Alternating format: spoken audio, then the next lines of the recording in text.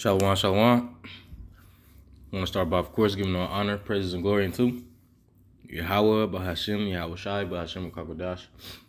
Double honor to the elder apostles, the great millstone rule and teach well. Shalom to everybody tuning in, listening, and learning, getting this edification from brothers doing this ministry from the four corners. And this is the brother Shamak with the Cleveland GMS branch, and this is the book of Romans, the 13th chapter. And I'm just going to the first couple of verses. I ain't gonna really make this too long, but this is the book of Romans, chapter 13 and verse 1, right? And the title, as you can see, it reads, be subject to government, right? Be subject to government. Going to the word govern, it means to control, and meant it goes into that word mind. That's where you get the word mental. Also says submission to governing authorities, right? Now this is the book of Romans chapter 13 and verse 1. It says, let every soul be subject unto the higher powers, for there is no power but of Yahweh.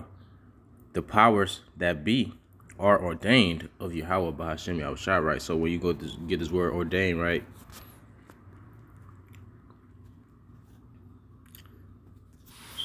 Strong's G 5021. Tasso, which says to put in order, to station, right? To place in a certain order, to arrange, to assign a place, to appoint, right? To assign, appoint a thing to one. To appoint, ordain, order, to appoint on one's own responsibility or authority, to appoint when you mutually agree upon, right? So, this man's rulership was already agreed upon. The scripture called the Lord the Ancient of Days, right? Declaring things before they come to pass, man.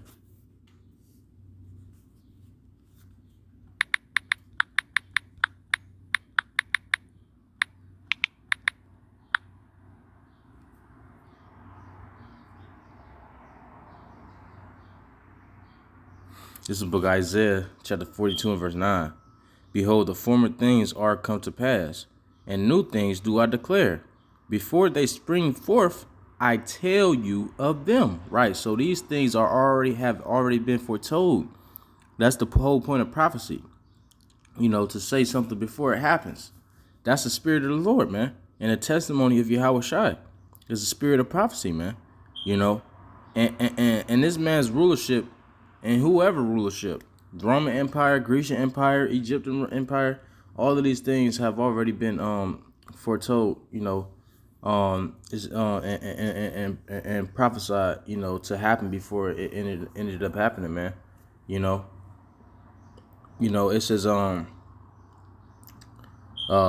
let every soul be subject. Well, I gotta do some research on the Egyptian Empire. I have to, actually find a specific prophecy that foretold, that Egypt was, which I can do that. But, maybe that's a lesson for another time. This is the book of Romans, chapter 13, verse 1. It says, let every soul be subject unto the higher powers, for there is no power but of Yahweh. The powers that be are ordained of Yahweh. It says, whosoever therefore resists of the power resists the ordinance of Yahweh. And they that resist shall receive to themselves damnation, right? Because when you resist, you basically resisting Yahweh Shai, right? You're resisting that ordinance. Ordinance, once again, going into being ordained already. It was predestined. Basically, right? So basically, when you resisting the something that was predestined, you resisting Yahweh Shai, man. The Lord wants us to follow in order. The scriptures say, let all things be done decently and in order. Verse 3. For rulers are not a terror to good works, but to evil. Wilt thou then not be afraid of the power? Do that which is good, and thou shalt have praise of the same. Right. So that's just reading the NIV. It says, "For rulers hold no terror for those who do right." Right. Because the scripture tell you. Let's get this real quick.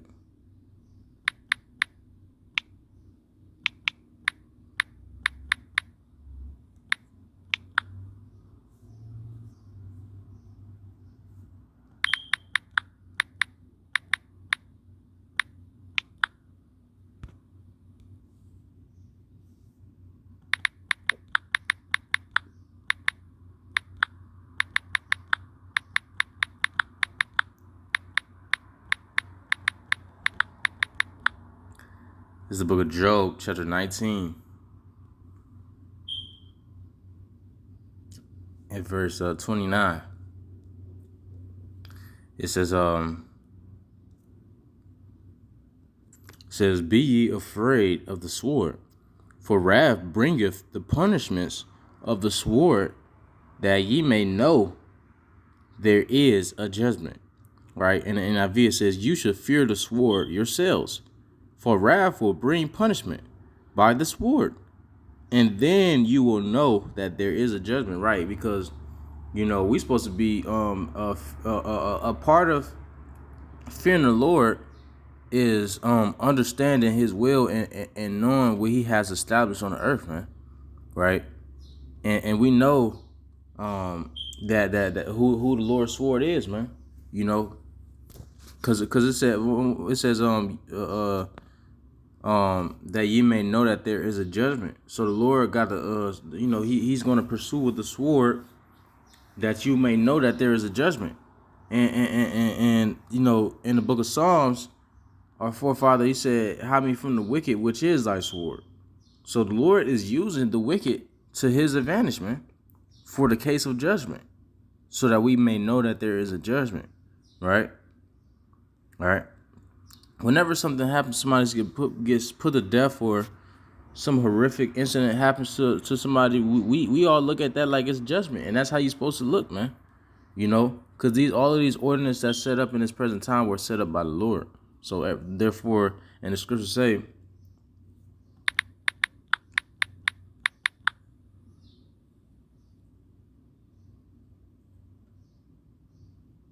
this is the book of Deuteronomy chapter 32 and verse 39. It says, "See now, even I am He, and there is no God with me. I kill and I make alive. I wound and I heal. Neither is there any that can deliver out of my hand." Right? So the Lord kill and the Lord make alive, man. The Lord do these things. When you see somebody die, the Lord did that. When you see somebody, being birthed, the Lord did that. It's all ordained. It says, but let's go back to Romans chapter 13 and verse 4. It says, "For He is the minister of Yahweh to thee for good." Right? So basically, these wicked rules are like ministers for doing the bidding of the Lord, man. Right?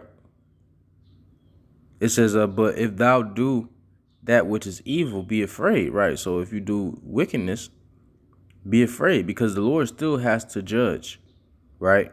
We know that judgment is not executed speedily, but the ordinance that the Lord has established on the face of the earth, aids in the way that the Lord desires to judge people, man. Right? It says, "But if thou do that which is evil, be afraid, for He beareth not the sword in vain." Right? So, man, you better not, underestimate these devils, man. You better not underestimate the powers that be. And not just, it goes the same for any empire that the Lord allowed, to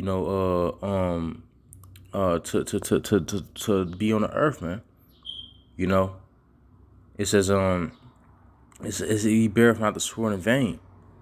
His blessing is the sword. You're dealing with Esau, so you really don't want to undermine that. It says, "For He is," and that can be in the form of tempting the Lord. Just like you had forget this guy's name. I forget this guy's name. It's all good. It says, "For he is the minister of Yahweh, a revenger, to execute wrath upon him that doeth evil." Right. So he is the avenger, revenger. It says, "For he is the minister of Yahweh, a revenger, to execute wrath upon him that doeth evil." Right. So the Lord is going to use him as a servant or agent of his wrath to bring punishment to somebody that's doing wrong. All right, verse 5, it says, "Wherefore ye must needs be subject, not only for wrath, but also for conscience sake." Right. So being subject to higher powers, it keeps your conscience in check. It keeps you on one with the Lord, because you know that these powers are, you know in the back of your mind that these powers are ordained by the Lord, and that keeps you in a stable mindset. Because with the Lord, man, let's go to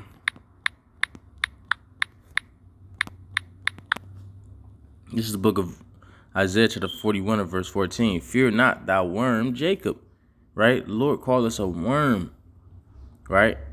"And ye men of Israel, I will help thee, saith the Lord, and thy Redeemer, the Holy One of Israel." And one thing I found out about worms is that they don't feel pain, but they can sense, they can sense danger, and they can, like, basically, like, they can sense, like, something happening to them, like, themselves getting cut in half or something, but they don't really feel pain, right? But the pain of the sword, and that's spiritual, because we supposed to be enduring affliction, man.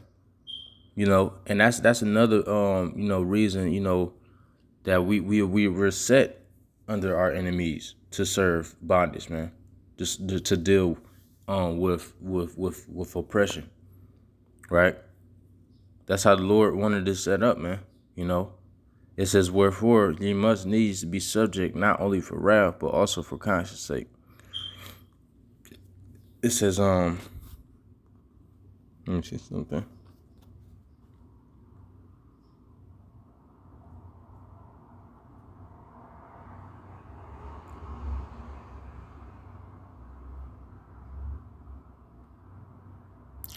It says, when you get this word conscience, Shunai Desis, Strong's G 4893, Shunai Desis.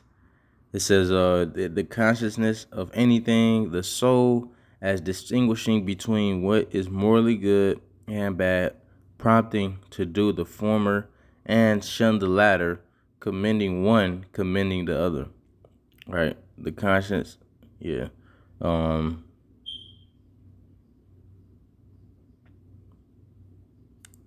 It says in a Greek lexicon, joint knowledge.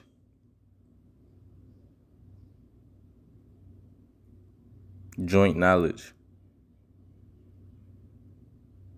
We get a strong definition that says co-perception, right? So your perception, man, for your perception's sake, because the Lord can put you in a reprobate spirit and your conscience ain't fully seeing the ordinance for what it is, man. You looking at here it is, the Lord has set up the sword in this time. The earth is given to the hand of the wicked. But you ain't looking at the ordinances like they were set up by the Lord. That's a reprobate mindset, man. And that can cause, that can lead into judgment. That can lead into pride, and that can lead into judgment. Pride go before a fall. Verse 6, for this, it says, for this cause pay ye tribute also, for they are God's ministers, right? So we have to do our duties in his system, taxes, whatever, man. Whatever you got to do. In some cases, child support. It's wicked tributes, but it still has to certain things in this world still has to be like rent. Like that's like mandatory. Because we have to be sustained in this world, man. Under the ordinances, even though they're wicked ordinances, We don't want to tempt the Lord by you know, we don't want to tempt the Lord either, man. You know, it says for they are God's ministers, attending continually upon this very thing. Render therefore to all their dues, right? Render to Caesar that which is Caesar's, right? And you have to render to the Lord that's what's the Lord's, man. Render therefore to all their dues tribute to whom tribute is due, custom to whom custom, fear to whom fear, honor to whom honor, right? So the Lord wants you to play, you know, the role, man. He wants you to comply in a way. Now that compliance ends when it comes to the micro, right? The C hip, you know, that's when that compliance ends, because the Lord wants us to comply to these ordinances until the you know it goes against Yahweh Shem Yahushai, man. Right? You know, and that's what, you know, and this is not for everybody. You know, some might say, how we supposed to, you know, be subject to all these ordinances, but we can't take the C hip. You know. Well, maybe you think it like that because the Lord don't want you to get it, right?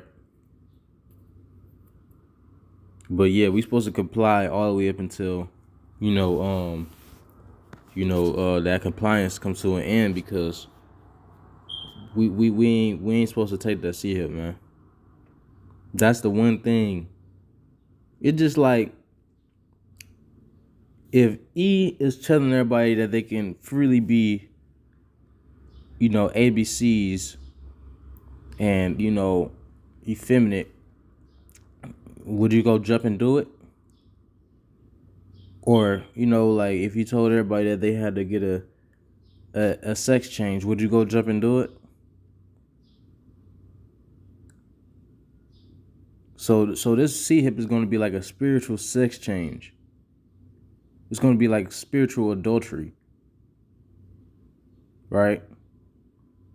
And you're going to have a lot of people that's going to do it. But the elect, that's when they're going to, cut the line, man. Right? So we go Revelation 13 and verse 16. It says, and he calls of all, both small and great, rich and poor, free and bond, to receive a mark in their right hand or in their foreheads, and that no man might buy or sell, save that he had the mark. Right? I'm going to that word mark is a physical mark. Charagma, palicide, all of those coincide with this word mark, and those are pricking instruments, for the ground, but also for your body, man, or for anything that can be basically like stabbed, for lack of better words, or pricked, and it says and that no man might buy or sell, right? It's dealing with currency. This specific verse is dealing with currency, and it's dealing with a mark. So it's going to be a mark, and it's also going to be a mark of currency, right? Because if you don't take this mark, it says, and no man might buy or sell, save that he had the mark or the name of the beast or the number of his name, right? So if you don't take this mark, you're not going to be able to buy or sell, save he had the mark, right? In the name of his beast, of the beast, right? And the number of his name, It says, here is wisdom, let him that hath understanding count the number of the beast, for it is the number of a man, and his number is 666, which that's the number that makes up all of these barcodes when you go to scan and purchase, right? But yeah, we have to keep the ordinances, but all the way up until this, man, all the way up until this book of Revelation chapter 3 and verse 10, I'm going to close out. It says, because thou hast kept the word of my patience, right? A word of the Lord's patience is also keeping those ordinances, following after, you know, following the the establishment that's on the earth, man. Wherever you be across the four corners of the earth, this not only goes for Americans but everybody. Even brothers in South America, whatever the government is there, you have to go by it. Until you can't no more. It says, because thou hast kept the word of my patience, I also will keep thee from the hour of temptation, which shall come upon all the world to try them that dwell upon the earth, right? So it's going to be a trial. It's going to be, Esau's going to use this as a temptation. If you want to eat, if you want to shelter, whatever. Eventually, gradually he's going to apply this, and eventually it's going to serve as a bottleneck tool to sift in everybody into one line, one currency. All right, but that's pretty much on that. Lord, let's edify to an elect member at the water Yahweh Bashim Shaf, give me spirit of the lesson. Next time I say Shalom, Kwame Asherallah.